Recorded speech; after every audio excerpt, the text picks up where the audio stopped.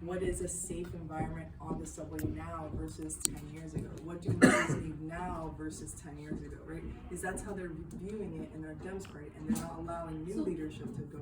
I have a question. What can you do to help, like, for example, there's always an accident happening in that corner. What can you do to, like, prevent that if the people that are under that, you know, whole community, they're not doing anything about it? What Data, call 311, call 911. Literally, if you can pull data, be on paper so that you can change paper. That is something that someone's like, you have to put it on paper so that you can change paper. That's it. The black letter will not change if there's no data behind it and if people don't come forward and say this happened to me. Because a lot of the times is that a crash happens, right? I almost died.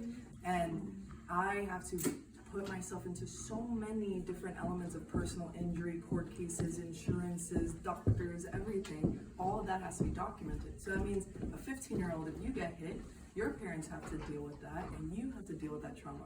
A 25-year-old who gets hit has to deal with that trauma maybe on their own. Maybe they do have a support system. How about a 35-year-old? We all have to go through these elements, and if we don't have data supporting it or the community to know that that happened to you, then you lose two things that can make a change. Then you're relying solely on that one mouthpiece to care for you. You basically just have to have proof to be able to get the red light camera installed right here on Woodhaven Boulevard.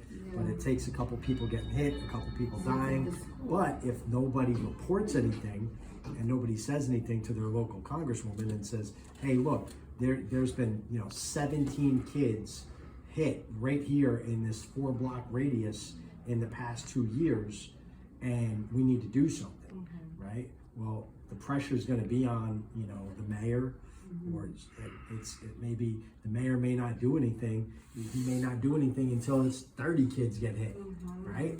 And then in his mind, it's like, well, let's wait till the number is really a dramatic number. 17 is not a dramatic number in our minds, right? To say that we should put a red light camera there, and then after there's certain push from the community or other leaders, then it gets done. We have to build more leaders, so you have to speak up as a leader, right? You're a youth leader.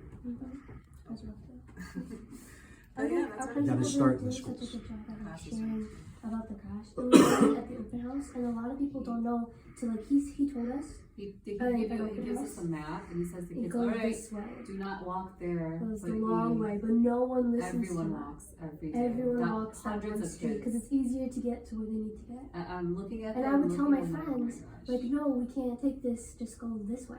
They're like, no, it's too long, and it's fine. It's a very scary. But then they should have community members standing there.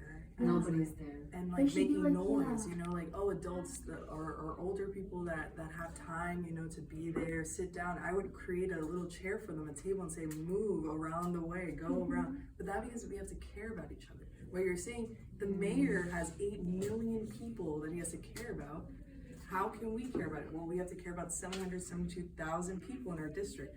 And then that means every neighborhood has to at least care for their neighborhoods for us to be efficient motors in the 772,000 and then the 8 million. But yes.